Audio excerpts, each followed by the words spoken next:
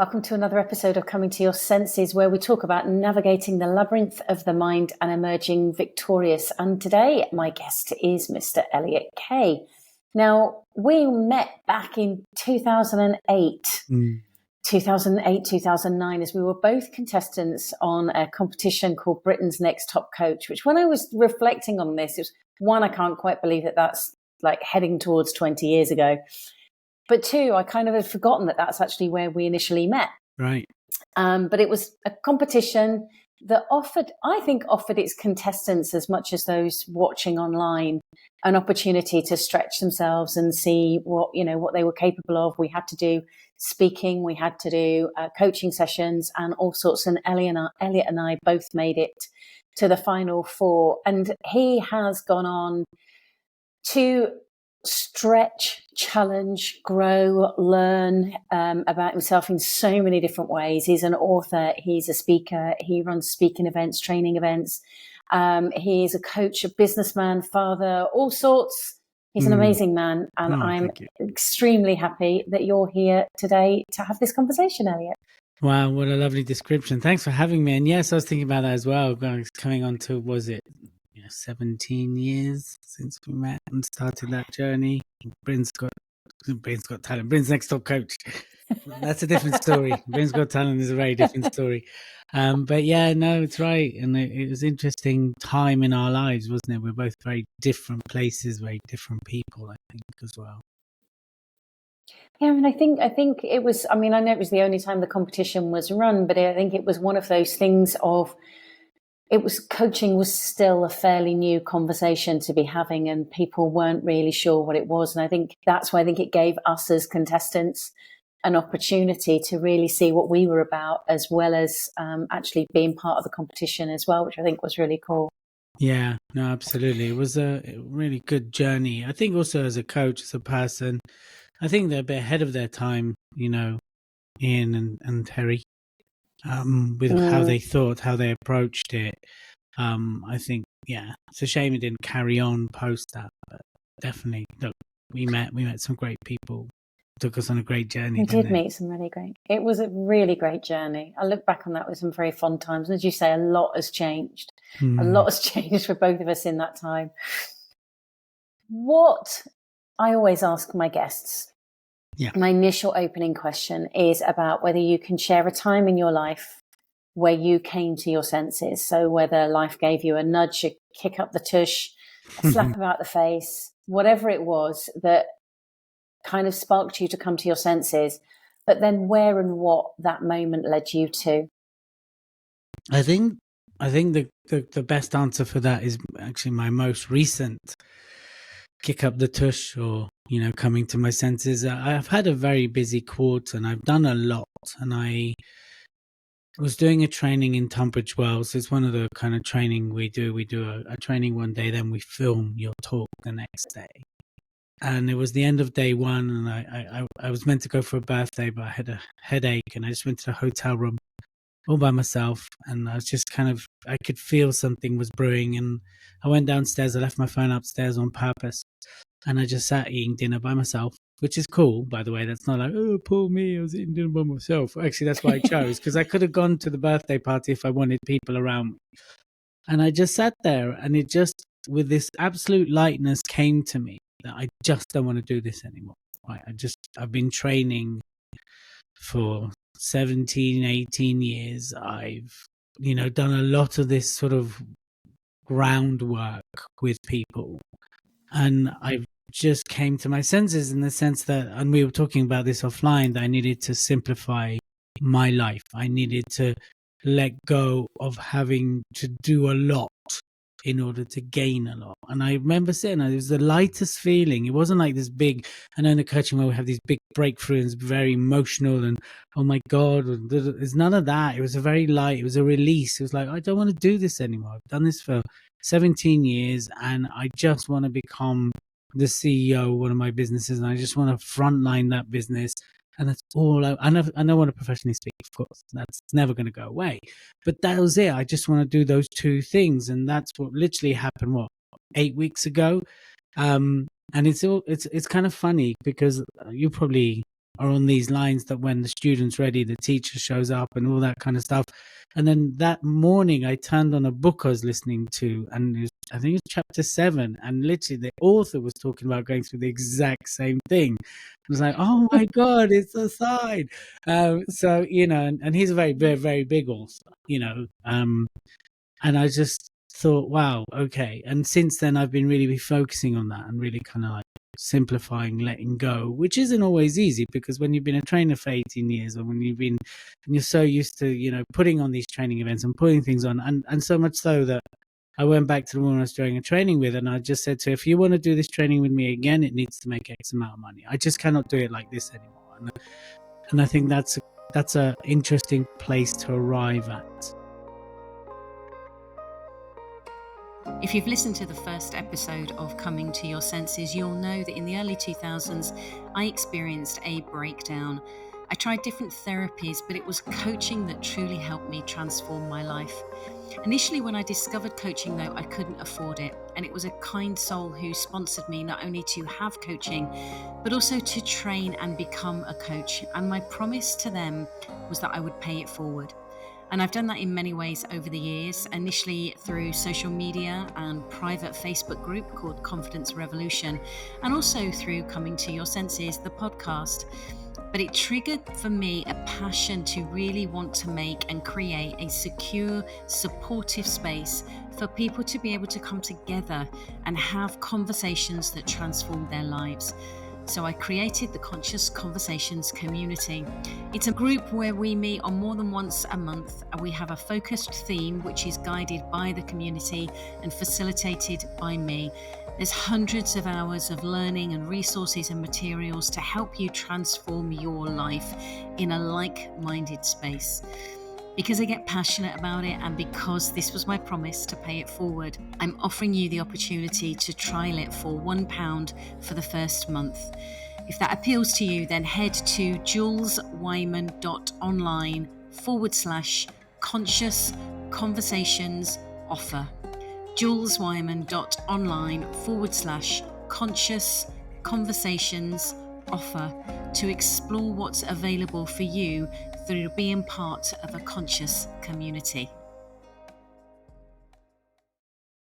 What do you think that was there anything that you were percolating beforehand that then sort of like gave that lightness? And funnily enough, I've experienced what you in that sense of lightness. To me, it's like a sense of clarity of just, oh yeah. It's like things drop away, and that becomes so much easier. Was it something that you were mulling over, or did it just unfold over that dinner? I think I didn't set out to make a life-changing decision at that dinner, but I think I was probably percolating it, as you mentioned. The word for 2025 has been upgrading, right? That's my word, upgrade. So I'm upgrading things, life, car, cutlery, things like that. It's just a general upgrade.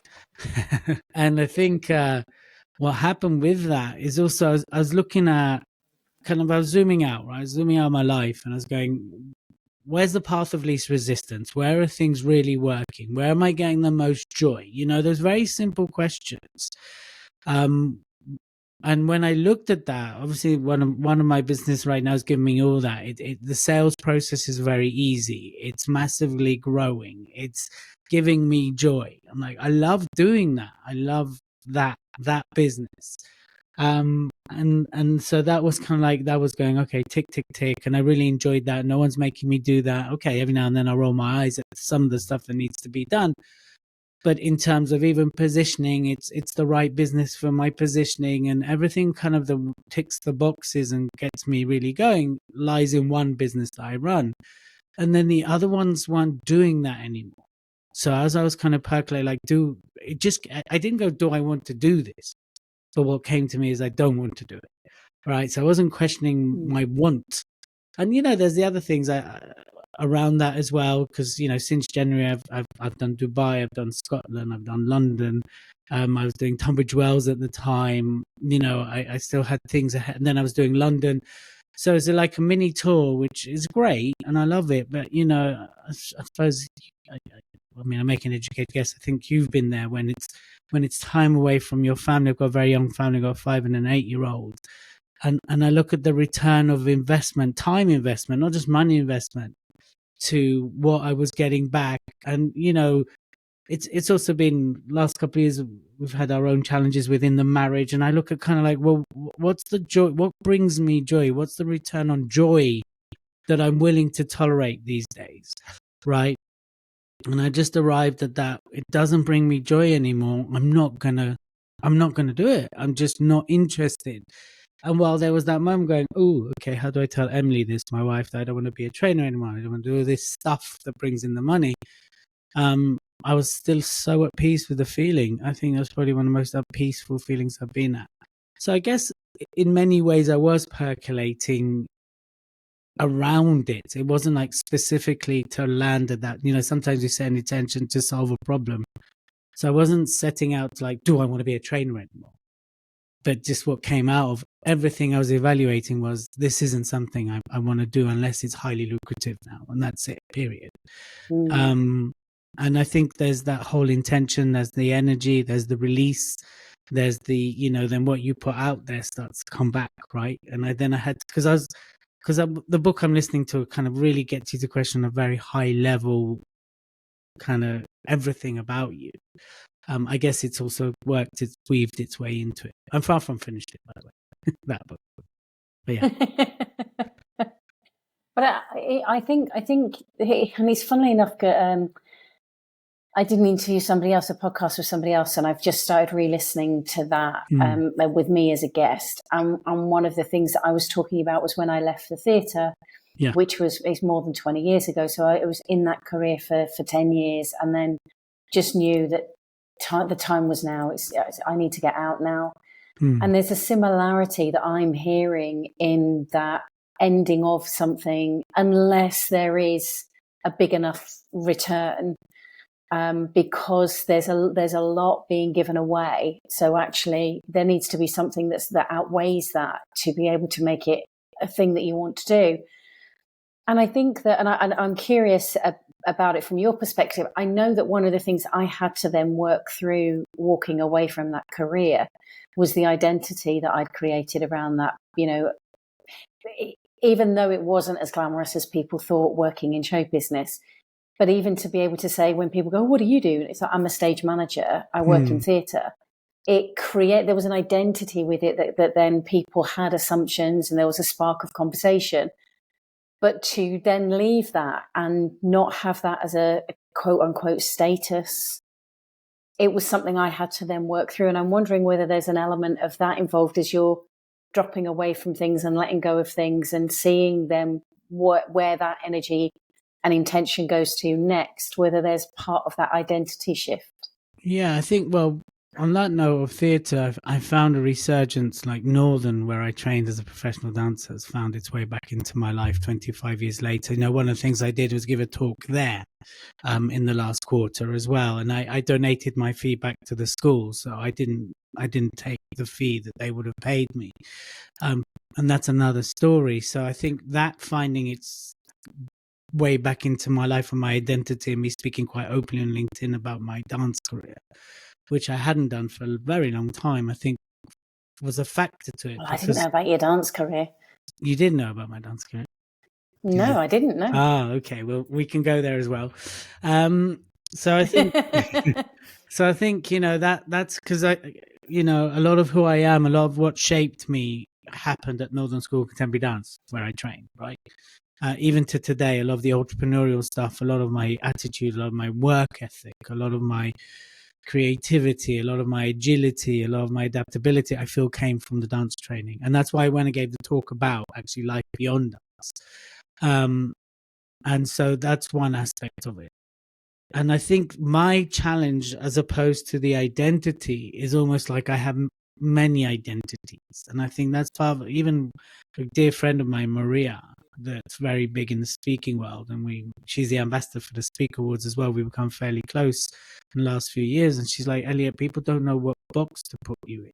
So I think I have too many, because if you think about it, I've got like the Speaker Awards and Speaker Summit, I've run the Inspired Speakers Network, I've run Speaker Express, right? And so there's all these kind of little identities that so it's actually, when I sat at that meal, it's like, no, I want to become one. I want to be known for one. Okay, two things. One is the CEO of the Speaker Awards and the Summit, and two is my professional speaking. That's it. And for me to arrive there is quite a interesting point, because it's actually going, no, I do want one identity. I do want to be known for one thing, versus the last 2-3 years, I'm like, no, I've got this big vision for Kay Enterprises, and Kay Enterprises owns the whole speaker journey, which means I own a whole bunch of companies. And that's what I started to build, hence me having all these little micro brands but at the end of the day, it's kind of like, it is like having lots of little children, and it is needing attention, and then some are neglected, but others are more loved. And that's why I'm not talking about how I treat my children, by the way. I'm talking about the brands, okay, just to be clear. Just in case there's any confusion there. But they all needed attention. I don't right now have the resources to give those the attention they need, right? It is bad, because part of, a couple of years ago, I had to, again, due to some bad accounting, I had to, pay the HMRC quite a lot of money. So I had to kind of restructure, and I got rid of a lot of sort of my team at the time. So back to your question, it's really about, for me, I guess, forming the one identity, the one thing I'm known for, the one thing that Elliot does. And I think that's really what this kind of like simplifying my life needs to become. Like, he is the ... of this. Boom. That's it. For so long, I've been the guy that does so many things, which is probably why I arrived at this point as well.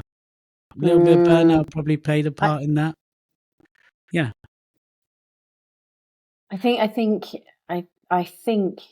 that the way, off before we started hitting record, that actually we were talking about that social media has been around for more than 10 years now, and the impact of that. And I think that one of the impacts, especially for those of us that work for ourselves, is it's very easy to get caught in that, oh, I could do that, or I could do that, or I could do this, and I could do that. And we start adding all these different things on for various reasons. Sometimes I personally think it's a fear thing as well as a striving thing, which I think fits under fear.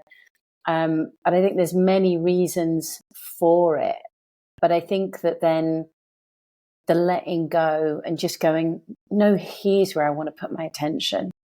And here's what so that people can, the moment they say Elliot Kay, they know where that energy is from a business perspective, to be able to associate that too. Yeah. So as you say, you're only 8 weeks into this sort of letting go, but what shifts have you started to notice for you? And also, has anybody else kind of like changed how they interact with you because of it? I don't know if people have as such, because I haven't announced it, so to speak, because I'm letting it unravel. But I have told a few people, so it's interesting. So immediately the person I was doing that partnership with, she's like, yeah, we shifted that there was a shift there. Obviously both in pricing, but in the dynamic of the relationship. And I think the understanding of what we want from this partnership, because I do work a lot in partnerships, right? So I think there's a shift there. One woman got on a call with me, actually, she's like, it's all great, you want to do all these big things, but I feel like you're leaving us behind. So already there's this kind of like, ooh, they clearly seen some shift, because I did do that training in London. The training in London said I'm not going to be doing many of these trainings anymore, and that's not a line, it was the truth. I don't want to do them, right? Period. So it's interesting that she picked up on that. I was like, well, you're going to leave us behind, what about us, kind of thing. So that kicked in. But I think the key thing that's really stood out for me since making that decision is I have been approached by this organization who want me to become a trainer stroke mentor, but they pay very well, like they're very lucrative in terms of what they pay.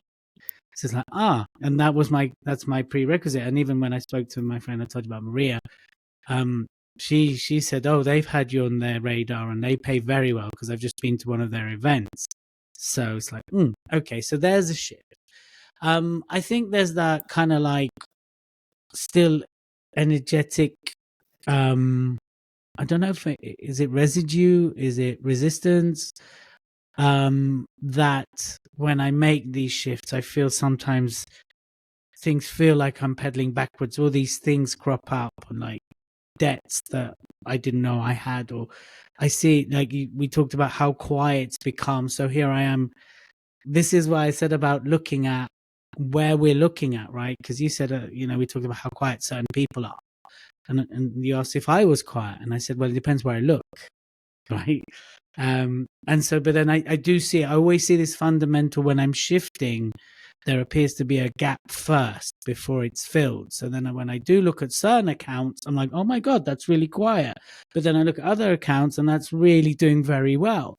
And I think there's still some residue I need to work through, and I don't know what that is. And I think that's on a spiritual kind of level, on a sort of kind of higher plane, higher vibrational level that I need to shift. There's something. And I think I've been carrying around for years. So I think that's kind of like something that needs to move by hand. I am noticing a difference. It's not the difference I want to see yet, but that doesn't mean that's not the difference I won't see. But in terms of, publicly, if you go on my LinkedIn, I've changed my whole bio to talk about me being a CEO and a speaker. I've got rid of a lot of the training, a lot of the coaching stuff is off. People still approach me, people still talk to me about it, and I'm still having this conversation over here, still have coaching clients, and I still have, opportunities in the pipeline. But eventually the plan is to phase those out. So there is a shift. It's not a big, oh my God, my life's completely different because I made this decision this one time and everything now falls into my lap. Not yet. My brain's going 10 to the dozen. There's so many wonderful things that I want to pull out on that, because I think that one of the things, in my view, that stops people from making those big, even doing the review process that you sat down at that dinner intentionally to do, that I think it stops people doing that because they think that then whatever they discover, they're going to have to make immediate changes, rather than going, okay, well, I've made this decision. Let me start rolling it out in a way that's appropriate and relevant, whether that's through conversation, whether that's changing LinkedIn profile, whether that's adding something, removing something. I think that's a really helpful thing to remind people of, that it's a gradual, doesn't have to be the whole world changes overnight. Yeah. And I think the other thing that I've heard you, go on, carry on. Sorry. No, please. Sorry. You go. Well, the other thing that I really resonate with, which is that there's a pull back before a move forward. And I'm often reminded of, there's this wonderful video. I wish I can remember who did it. I saw it. My friend sent it to me on social media. And it's basically of a dahlia flowering. And when a dahlia flowers, it literally will open up a little bit and then it will retract, and then open a bit more and then retract. And it does that whole process until it's fully in bloom. Mm.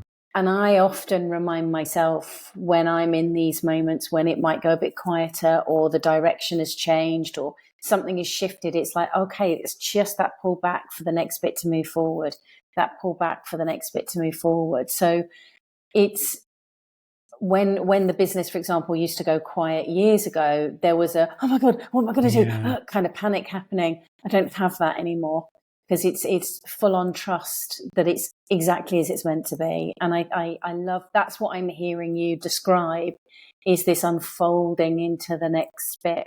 So they were two things. And then the third thing that I'd love to explore a little bit more, if you're open to it, of that higher, I can't remember the exact word that you used, but from that higher spiritual perspective of discovery is how I heard it.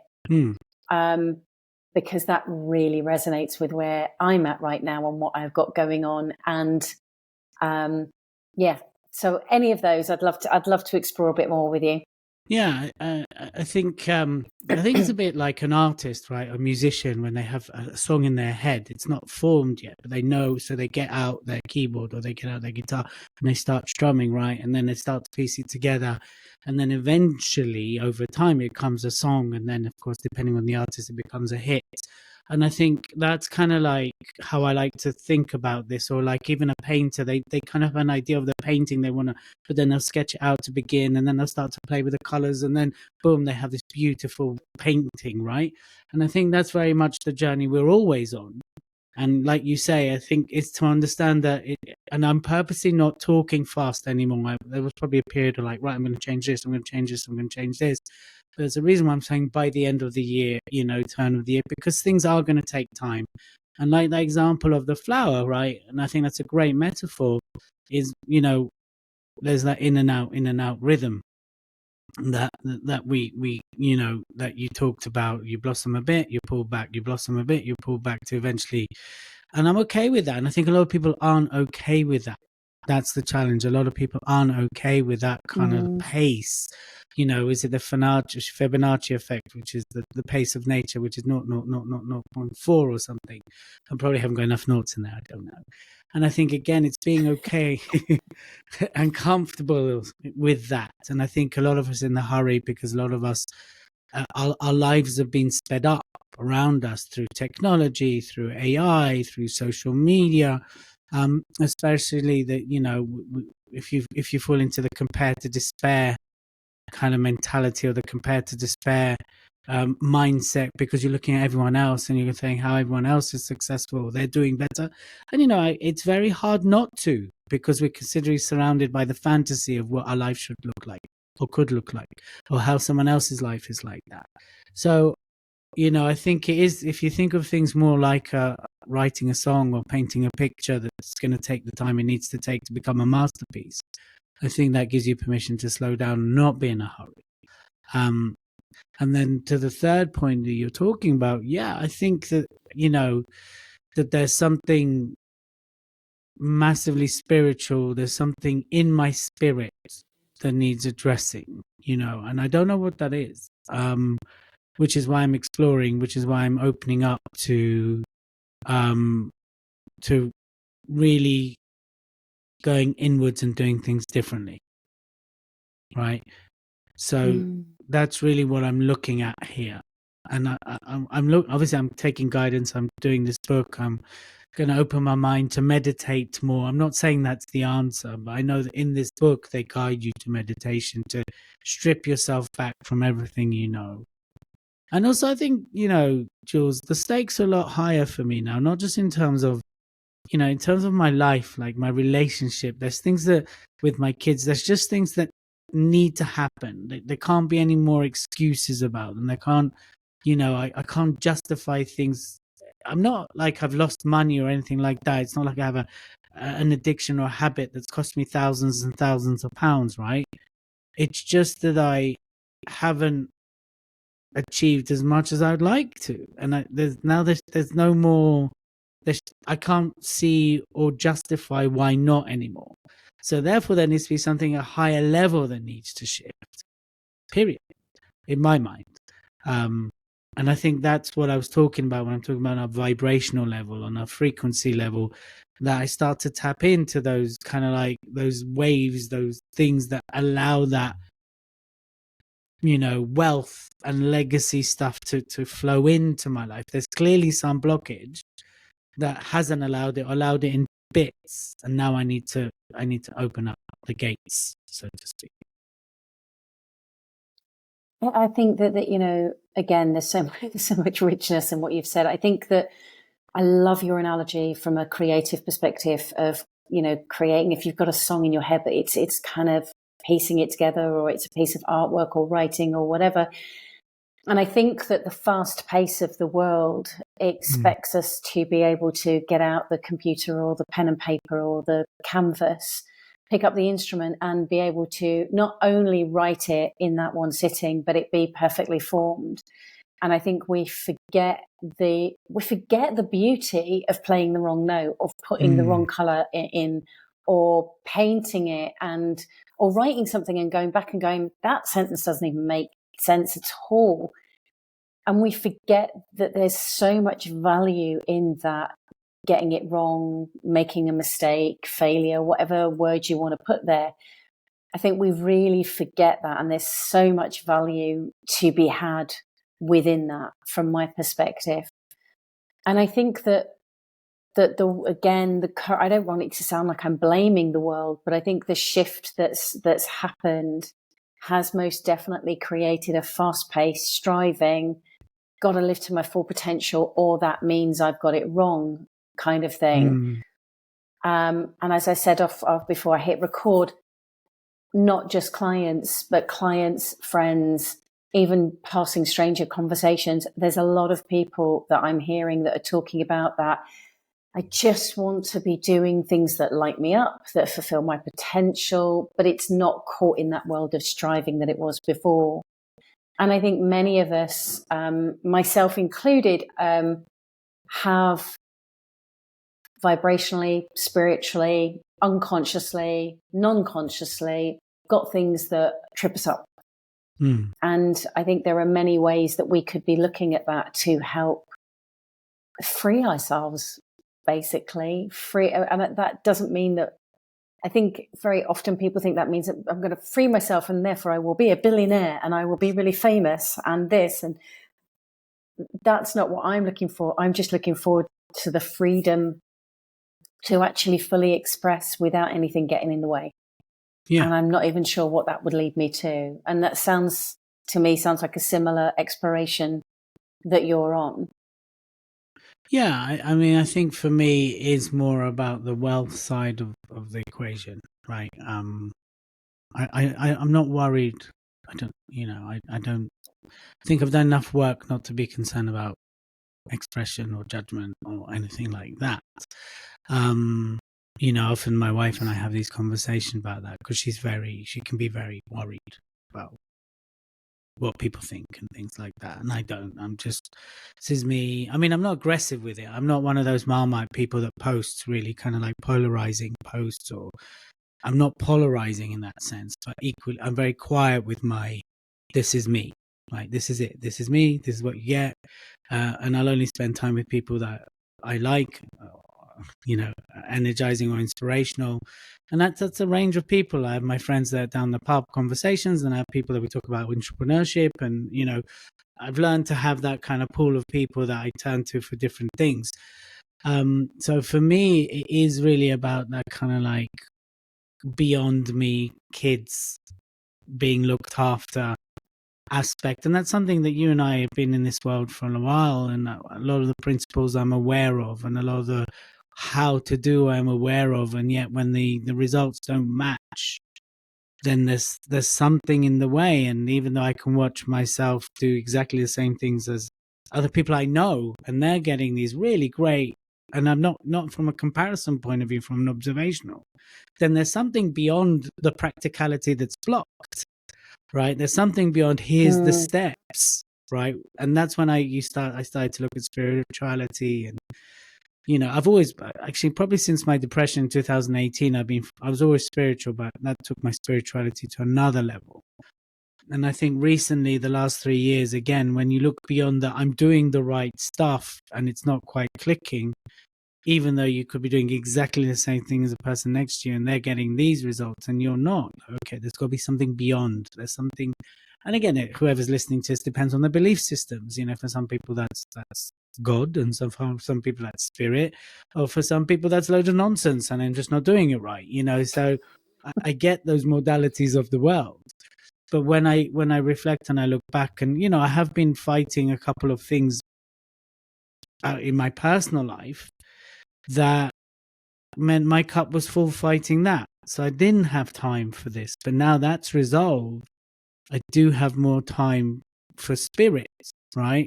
For something beyond, something vibrationally. And there is a blockage. I mean, and I don't know what that is. And I'm not using that to be an effect or to make an excuse. It's on the contrary. I want to own it so I can resolve it. And it's the observational stuff that's led me to think, well, there's something that's blocked.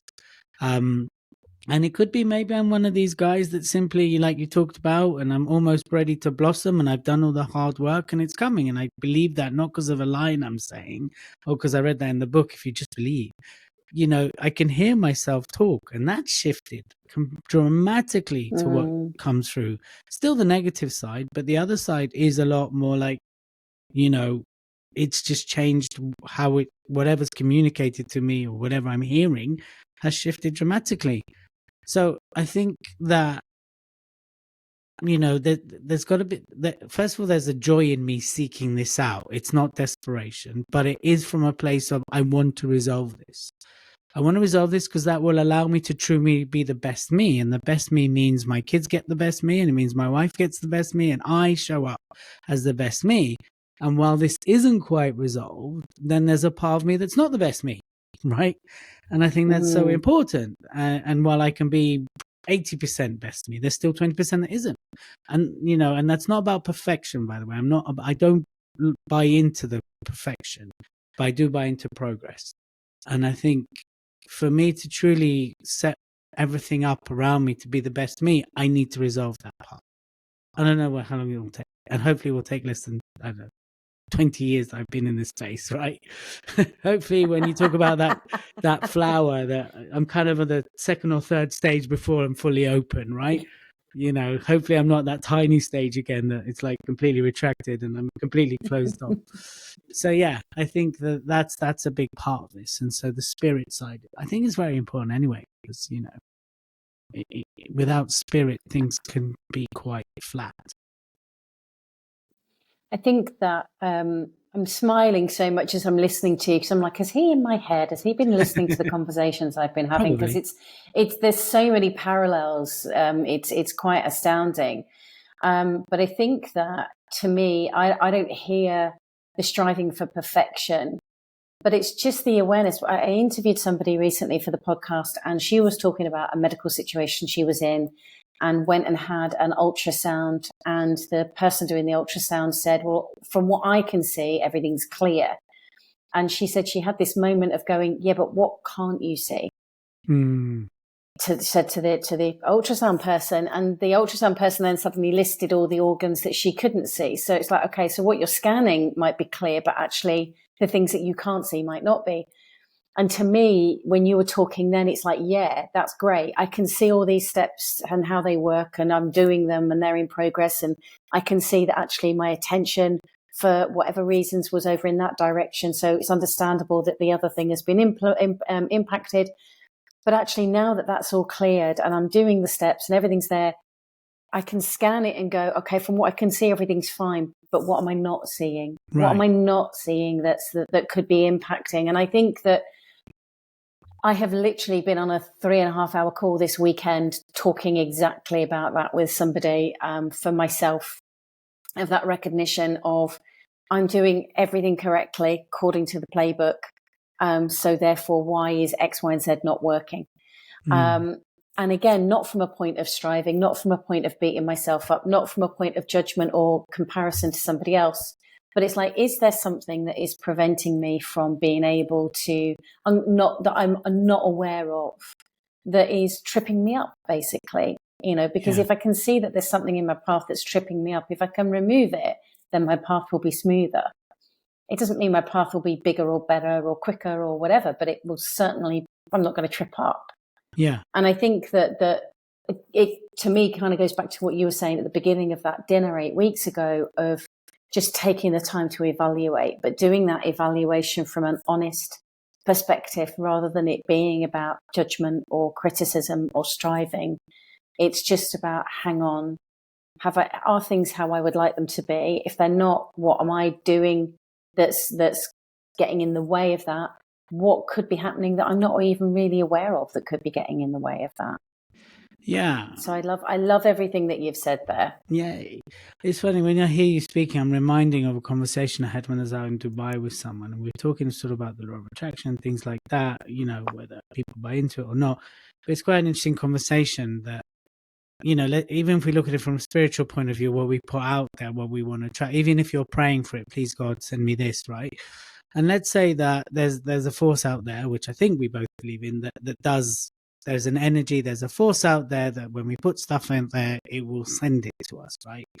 We can call that law of attraction, we can call it whatever we want. I'm not massively on the term law of attraction because I think it's been terribly plagiarized and bastardized awfully. But let's use that commoditized and commercialized and all that kind of stuff, right?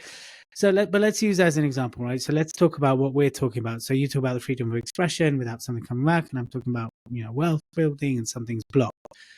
And let's say we put it out there, and a bit like a postman, we've posted it, and then it's going to, the universe, God, whatever you is going to do its thing and send it back to us. Now, if we're not there to get the parcel what happens to the parcel? It gets left on the doorstep or it gets put around the side, right? If you take it from a very simplistic Amazon kind of point of view, if you order something not there, I know now that they'll leave it on the doorstep, right? They'll put it around the side. But unless you know that it's there to pick up, then it's just going to be left there. So from a spiritual point of view, you and me are talking about this clarity. I want to phase, I want to do this, and you want to do that. If we're not truly open to receive, it will get left somewhere. And that's, I think, part of what we're talking about. And this is why I'm talking about, is I want to be open to receive. I want it to land on my doorstep and go, oh, there it is. Got it. There it is. There's my spiritual parcel. And I think what a lot of people are, which you're talking about and clearly going on with myself, is if it's being sent, I'm not seeing it. A bit like your friend with the scan. It's on my doorstep somewhere. It's round the side in the shed. I'm not receiving it. So therefore it always gets returned to sender. So it goes, oh, I sent you this. You didn't want it. It's come back at me now. You clearly don't want it. So that's what I really want to clear. I want to make sure when the parcels are sent that I'm here to receive. And that's, I guess, a very simplistic, stripped down way of kind of analyzing what we're talking about, is that openness. So when it does arrive, we're here. That's exactly the word that came to my mind, is openness. And I think that I'm not actually a big fan of the term law of attraction, because I think that what many of us can get caught up in then is being very prescriptive about what that is, rather than the openness to that opportunity. So like, for example, with what you were saying about, I'm willing to do the training, but the training's it's got to be way worth my while because of what it takes away from my family time. Right. And then this other opportunity comes up that actually delivers that. And it's like, well, would you have even seen it or been open to it if you hadn't have been so clear with cutting off the other side of it, right, or being as articulate? And I think that's what we can end up doing, is going, yeah, but I want it to be a brown box of this size at this point, delivered at this time by this person. And the prescription of it can become really, I don't think we mean to be, but we can become really restrictive. Yeah. Rather than being open to, do you know what, this is the direction of travel. This is what I want to be open to seeing and receiving. Even, let's put it you booked this call in with me, however many weeks ago. Yeah. I'm 100% sure that you didn't have this conversation planned. No. And yet what you're talking about absolutely parallels what I've just gone through this weekend. And I've been talking about wanting to have more conversations and even bringing the word spiritual into things. And ta-da, here it is right in front of me. Right. Now, I didn't know it was going to turn up in the form and the package of Elliot Kay and be delivered right into my screen today. But I'm absolutely open to it. And I think that to me is what we can end up being closed off to, because we can be so, yeah, but I want it at this time and in this way. Correct. Because then I can control, quote unquote, rather than actually being open and trusting ourselves to whatever comes. Yeah. And I think, again, when I hear you say that, I hear that kind of like someone that, like, I want cake. But then, I really I want cake in my life. And then so day one, someone gives them eggs and they're going, that's not cake. Day two, someone goes, here's flour. Well, that's not cake. Day three is sugar, right? Well, no, that's not cake. Yeah. And then by the end of the week, if they looked back, they would have all the ingredients to make the cake. But because it wasn't cake, right, they were like, no, they dismissed it. And that's what you're getting at, right? And I think, and again, if we dismiss it, it's not because we're bad people. It's because we just haven't the awareness or the openness to see it for what it could be or what it is. And I think that's a lot, because I think a lot of people then beat themselves up when they miss opportunities or they can't see it, or they, we've all been there. I've done that plenty of times. Oh, if only, why didn't I see it? Right? Why didn't I see it? And I think to give yourself that sort of that love, that kindness, to be okay with where you are, and to be okay that you don't quite get it yet. You don't quite see it yet. I don't know what it is I need to clear, but I know there's something, right? I don't know what I'm looking for, but I know there's something to be looked for. But it's not coming from that place of, oh my God, I'm desperate. It's coming from a place of wanting to be better. And I think that's also a part of what we're talking about. Yeah. Curious, what is it? You know, whether it's, I don't know, something from an adult child or something for the last few years, I don't know. But it's got to be something that's lingering, because every time I evolve, it's still hanging there. So I need to resolve it. Period. Get rid of it. I was listening to, I've said for years that I think that life is like a computer game, a platform level computer game. Yeah. And that, you know, you've got to complete level 1 to be able to go to level 2 to upgrade. You can't go to level 2 without learning the skills on level 1. And I think that quite often we're trying to get to that next level without recognizing we've still got stuff here, whatever this level is, before we can upgrade to the next level. And I think that that's where the impatience come in, and that's where the self-criticism and the lack of self-kindness, rather than going, I'm here. So what are those lessons that I need to see? What are the skills that I need to have so that I can be upgraded? That is how life looks to me anyway.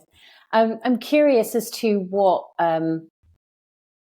even coming from the place of exploration that it sounds to me like you're in, as to what, if any, advice or guidance would you give anyone else to how could they navigate through life's chaos with that level of clarity and awareness that you had that made you sit down 8 weeks ago and evaluate where things were? It's a great question. Excuse me. I think number one, again, I'm not a spiritual, guide, guru. I mean, I hate that word anyway, so I hope no one ever calls me a spiritual guru. I think number one is acceptance, right? If we strip it right down, it's to accepting many things about yourself, right? Accepting where you are, accepting who you are, accepting what you want. Acceptance is such a great word. It's such a powerful beingness, being in acceptance, right? Accepting you don't know it all, accepting that you could do better, accept that you haven't done bad either, right? I think a lot of us talk about acceptance, but we kind of we limit it, or it's prescriptive acceptance versus, accepting everything about ourselves, the good, the bad, right? All of it. And I think that's number one. I think for the last couple of years where I've had many challenges, I've accepted them, and I've accepted them for what they are, not what I wish they could be, not what they could have been. And I think the other aspect after acceptance is not being a victim to them. And again, sometimes it's very easy to be a victim, especially when it comes to relational stuff, how you're treated, how much you've invested and given and not got back. And that goes both with, people in your life and money relational. I've done all these things. It should be coming back to me now. I've invested all this stuff, and where's the money, right? So I think that's the other thing, is not to be a victim. I don't mean beat yourself up over the head, poor me victim, but even that kind of well, why am I not getting it victim? Like, why has it not come back to me? So not being a victim to your circumstances. And we talked about cause and effect. So really owning where you are versus the victim. I think, you as a coach and me and what we've done, that's kind of like 101, but I think we need reminding of that. Especially if we're so in this space that we sometimes forget that we're human too. So acceptance, take control. And I think that, for me, if I was to summarize it, I was to look at a joy radar, right? You talked about this too. And that's, I think, the key thing that was lying over my head. How much joy am I getting from doing all this? And when the answer isn't high up in the joy radar, then I'm just not interested in doing it anymore.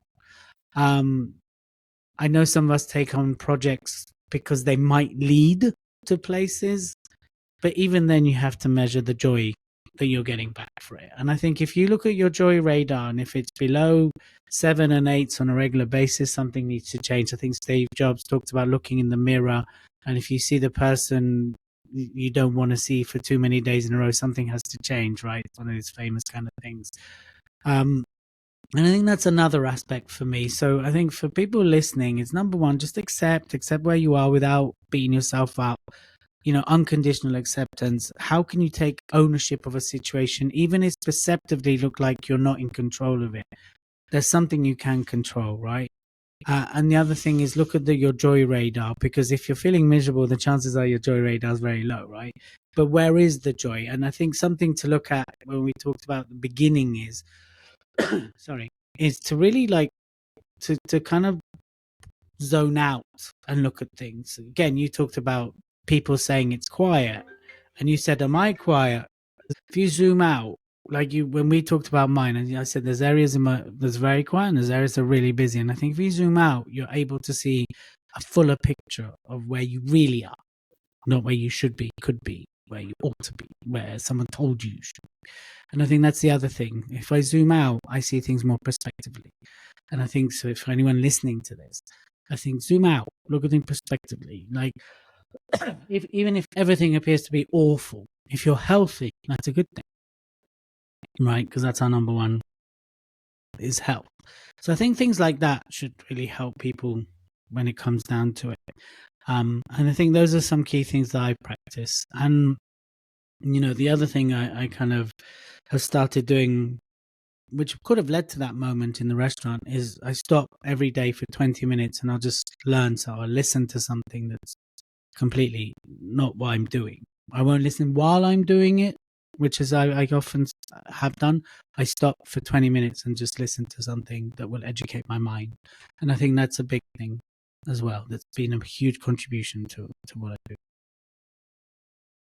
And I think all of those are so valuable. I think that the zooming out in particular, it can really help put that perspective on things, because I think that when we're in something, we can get so intensely focused on that being all encompassing, rather than if you're focusing out, it's like it's only there for that one moment.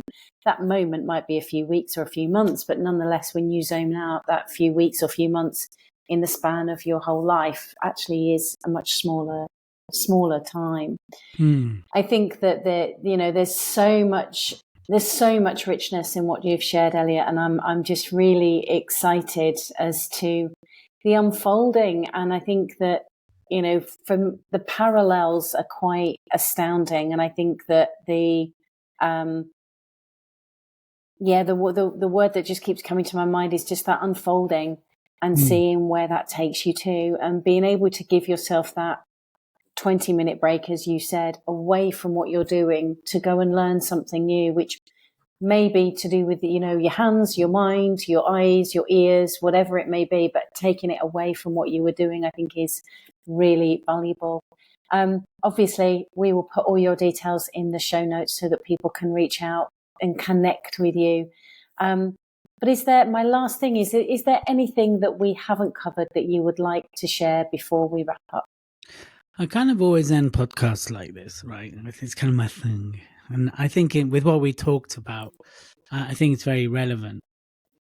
I always think of things like this. When the day comes and we've left this world, I feel that there's a path we're going to come to, and then we're going to see a mirror. Not to do with Steve Jobs' mirror, but there's going to be a mirror. And I always think we have a choice. Are we going to see the person we could have become? Or are we going to see the person you wanted to become when you look in that mirror? And that's why I want to leave your listeners and audience with that question. Thank you so much, Elliot. I really appreciate you, and I look forward to catching up with you soon. Thank you, Jules. Thank you for having me, and I'll speak to you soon.